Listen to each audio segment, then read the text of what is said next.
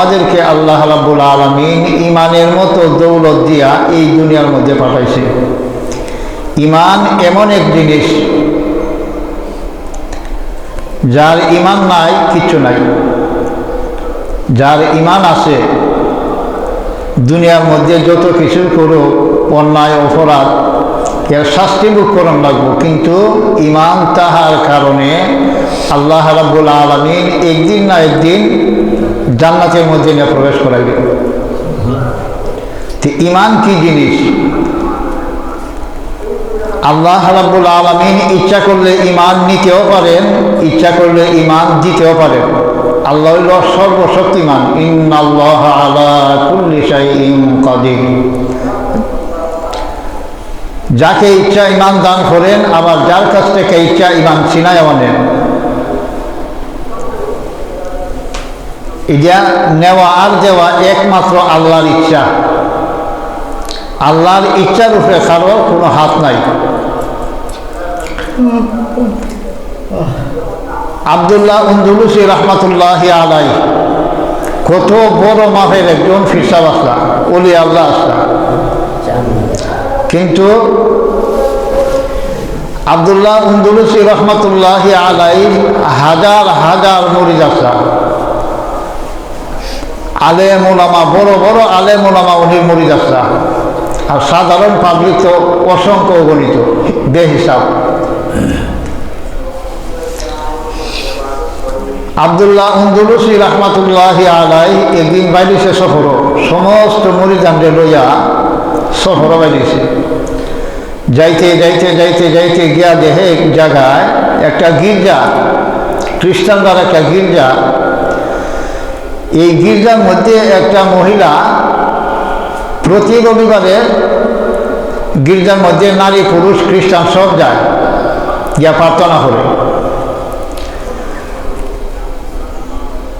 আব্দুল্লাহ আন্দলুসি রহমাতুল্লাহি আলাইহি এই মহিলারে দেখিয়া, এই মহিলা ওই এত সুন্দর আছেন,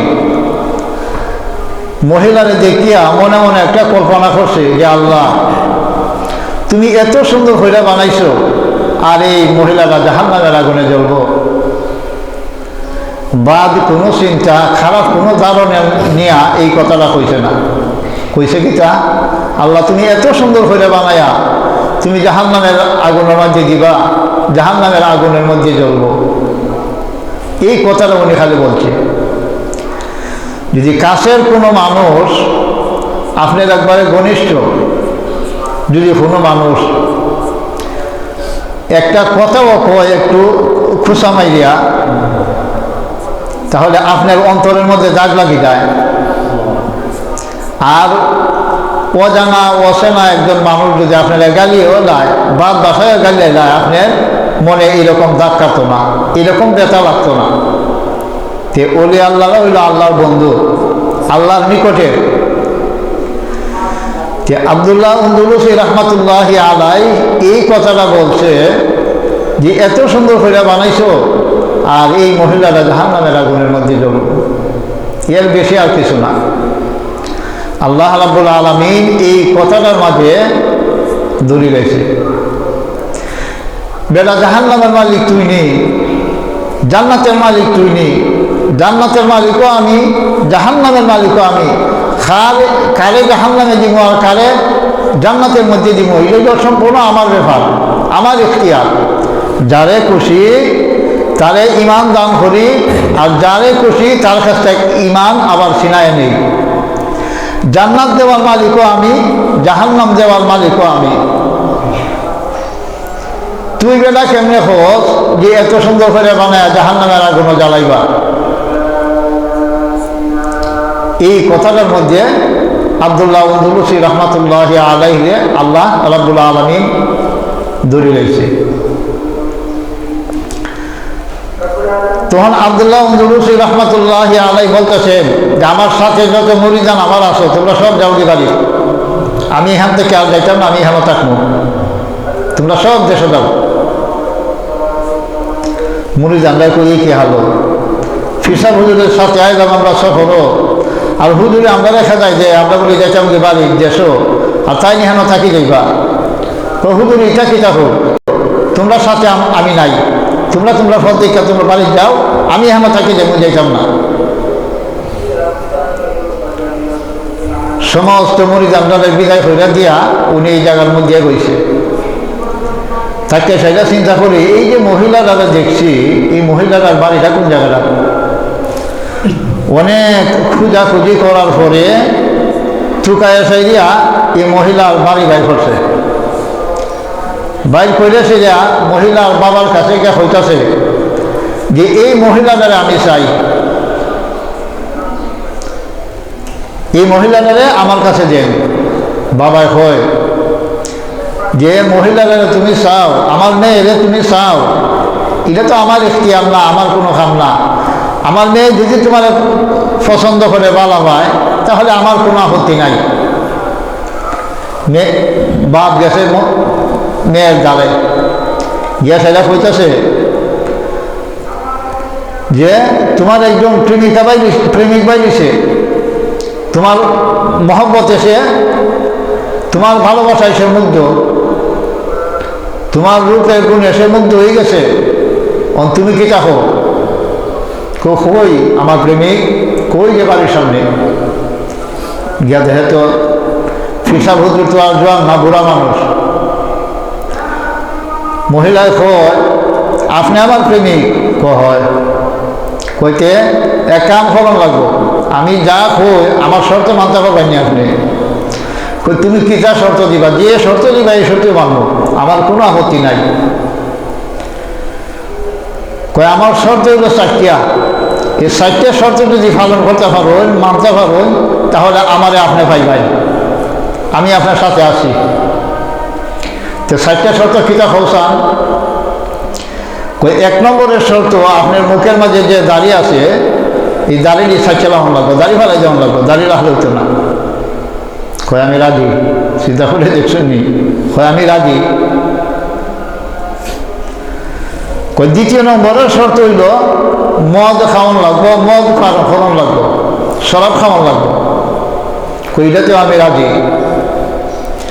কই 3 নম্বরের শর্ত হইল তুমি তো মুসলমান, তুমি তো কালেমা পড়ছো লা ইলাহা ইল্লাল্লাহু মুহাম্মাদুর রাসূলুল্লাহ সাল্লাল্লাহু আলাইহি ওয়াসাল্লাম, এই কালেমা পড়ে মুসলমান। যে তুমি মুসলমানিত্ব বাদ দিয়ে আমরা ধর্মে তুমি আমল লাগবো, খ্রিস্টান ধর্ম আমল লাগবো, লা ইলাহা ইল্লাল্লাহু ঈসা ইবনুল্লাহ হওয়ান লাগবো, অর্থাৎ আমরা ধর্মে তুমি আয় করন লাগবো। কইলে তো রাজি। কই 3 নম্বরের শর্ত? কই 3 নম্বরের শর্ত হইল আমার যে ছাগল আছে, বকরি আছে, এই ছাগলের রাখালি করণ লাগবো তোমার 10 বছর। কয় বছর? 10 বছর। কয় 10 বছর রাখালি করার পরে আমারও তুমি পাইবা, এর আগে না। কয় আমি রাজি আছি। তারপরেও তো 10 বছর তো দেখতে দেখতে যাইব কি, 10 বছর পরে তো তোমার পাইব। কয় পাইবা। ছাগল লইয়া যায় রাখালি পাহাড়ের টিলার উপরে, ছাগল রাখে সারাদিন। আর মেয়েটা যে গির্জার মধ্যে আসে, এই মেয়েটার মুখ আশায় থেকে উনি শান্তি পায়, তৃপ্তি পায়। যে যাক মেয়েটারও তো আমি দেখি 10 বছর পরে তো আমি পাইব। এই আব্দুল্লাহ উন্দুলুসি রহমতুল্লাহ আলাই উনি পরে এই কথাটা বলছেন, যে সময় খালি আমি মুরিদরা বিদায় হইলে দিয়া আমি এই মেয়ের পাগল হয়ে গেছি, তখন আমি দেখি আমার ভিতর থেকে একটা কি যেন উড়া যায় গেছে কি, অর্থাৎ আমার ইমানটা গেছে কি। পরবর্তীতে উনি এই কথা কইছে যে আমার ইমানটা বেরিয়ে গেছে কি। কত বড় মাফের ফিরসাদ, কিন্তু আল্লাহ রাব্বুল আলামিন কি না করতে পারে, ওই ইমান বেরিয়ে গেছে কি। ওখানে উনি খ্রিস্টান। 10 বছর যাওয়ার পরে না এই মহিলারে পাইত। এইরকমভাবে 1 বছর না 2 বছর না 10 বছর রাহালি করার পরে এইভাবে রাহালি করতেছে। হঠাৎ মরিজানরা বাড়ি গিয়া দেশে গিয়া কতদিনের রাস্তা, আই থিঙ্ক কতদিন পরে দেশে গেছে। যাওয়ার পরে মানুষে কয় আমরা হিসাবে তোমরা হইতে যাইছো। ফিরসাব কই ফিরসাব দেখি না ফিরসাব আমরা খেদাই দিছে আমরা বিদায় কইরা দিয়ে আমরা অনেক অনয় বিনয় করছি কিন্তু আমরা সাথে আইসে না উনি চাইতে গেছে এই জায়গায় এই অবস্থা কুই কিতা হোক কোথায় কাম করো আমরা এলাকার সমস্ত মানুষ মিলিয়া এই ফিরসাবে হুজুরের কাছে আবার যাই যার কারণে আমরা ইসলাম পাইলাম যার কারণে আমরা হেদায়েত পাইলাম যার ওসিলায় আমরা আল্লাহ চিনলাম জান্নাতের রাস্তা আমরা পাইলাম এই লোকই হন আমার কাছে নাই আমরা যেমনি ফিরসাব হুজুর থেকে আমরা আনন্দ লাগবো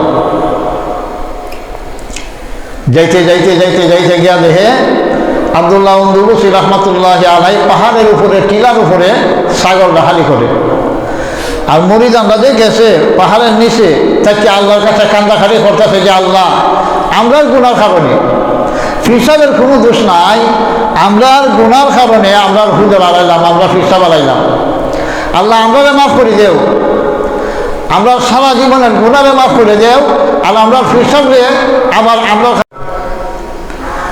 2 রাকাত নফল নামাজ পড়িয়া তালার মধ্যে যেজন বড় আছেন খলিফা আল্লাহর কাছে হাত তুলে এমনভাবে কান্নাকাটি শুরু করছে 2 চোখের পানি ফালাইয়া যে আল্লাহ আমরার গুনার কারণে আমরা ফিরসাবরে আমার কাছ থেকে তুমি নিও না যে আল্লাহ ইমান নিচে গিয়ে এই আল্লাহ ইমান দিতেও দেরি নাই তালার দোয়া তালার চোখের পানি আল্লাহ রাব্বুল আলামিনের দরবারে কবুল হয়ে গেছে হঠাৎ তীরের গতিতে পাহাড়ের টিলার থেকে নামে আইসে এই মুরিদ আল্লাহর কাছে আয়া হয় আমার তাড়াতাড়ি তওবা করাও আমি তো ইমান হারা হয়ে গেছি আমি তো বেঈমান হয়ে গেছি আমি তো মুশরিক হয়ে গেছি আমাদের তাড়াতাড়ি তোমরা তওবা করাও ফিরসাবের তওবা মুরিদের কাছে তওবা করে সাইয়া তওবা তো নিজে রোগ মুরিদের সাথে তওবা করছে যে আল্লাহ আমি ভুল করছি আমারে মাফ করে দেও আর আমার ইমানে তুমি ফিরাই দেও আমার হেদায়েত নসিব করে দেও আল্লাহ রাব্বুল আলামিন সাথে সাথে ইমানের মতো দৌলত আবার ভিতরে ঢুকাই দিয়েছে ওখান আর এই মহিলার কথা খেয়াল নাই চিন্তা নাই তাড়াতাড়ি মুরিদরা অন্ত হেদায়েত হয়ে গেছে অন্ত হুজুরের তো দাঁড়িয়েও নাই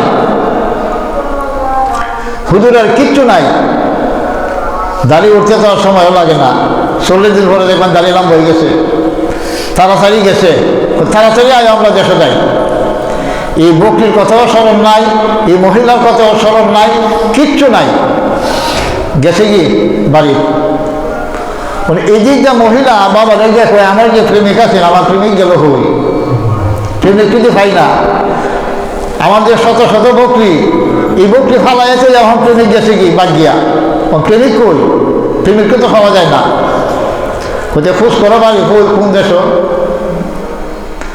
এই মহিলারও মন ঘুরে গেছে আল্লাহ রাব্বুল আলামিন এই জন্য সাহেবে কয় যে কে না কর सकता है আই হিজাবে কিবরিয়া আল্লাহ কি না করতে পারে মহিলা হন পাগল হয়ে গেছে এই ফিরসাবের লাগে যে ফিরসাবে আমি যেমন লোক চাই এই মহিলাও বাড়ি ঘর কেশ কুটুম মা বাপ সব কিছু ত্যাগ করিয়া সুরসে ফিরসাবের খানকার মধ্যে যখন ফিরসাব কই কোন ফিরসাব তো আর দেখাও দিতে পারি না ফিরসাব তো খানকার মধ্যে বই দিয়েছে ফিরসাব যদি আমার সাথে দেখা না করে আমার সাথে সাক্ষাৎ না করে আমি এই ফিরসাবের খানকা থাকতাম না আমি আর কোনো জায়গায় যাইতাম না এই খানকার মধ্যেই থাকবো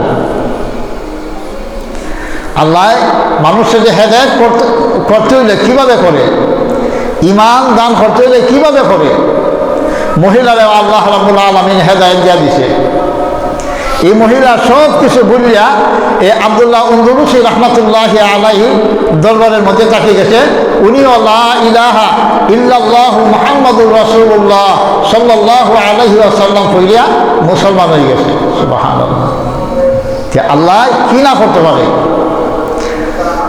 এই জন্য আল্লাহর কাছে সবসময় ইমান হেফাজতের দোয়া করুন যে আল্লাহ আমার ইমানের হেফাজত তুমি আমারে হইল তুমি আমারে হেদায়েত দেও হেদায়েত আল্লাহর কাছে চাউন লাগে আল্লাহর কাছে না চাইলে আল্লাহ দেন আল্লাহর কাছে চাউন লাগে সারা জীবনে কত গুনাহ করছি এর কোনো হিসাব নাই বেহিসাব গুনাহ আমরা করছি কিন্তু হিসাব নাই আল্লাহর কাছে আমরা সম্মিলিত হইয়া বড় বড় জায়গা দিয়া আমরা দোয়া করি, কার উসিলায় দোয়া কবুল হইব জানা নাই।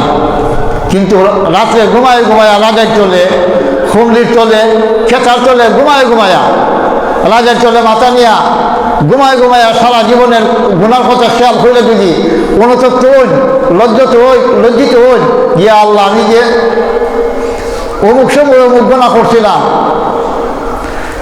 আমি কি গুনাহ করছি আল্লাহ আমি জানি, ওই যে অমুক কেন অমুক জায়গায় এই গুনাহটা করছিলাম আল্লাহ, এটা আমি ভীষণ অন্যায় করে লাইছি, আমি ভুল করছি, অন্যায় করছি, আল্লাহ আমাদের মাফ করে দিলাম। এই একা একা তওবা করা, রাজায় চলে ঘুমায় ঘুমায় আল্লাহর কাছে কান্নাকাটি করা, 2 সত্যের পানি ফালাইলে আল্লাহর আরশের মধ্যে কম্পন সৃষ্টি হয়ে যায়, আল্লাহ ওই বন্দাকে মাফ করে যায়।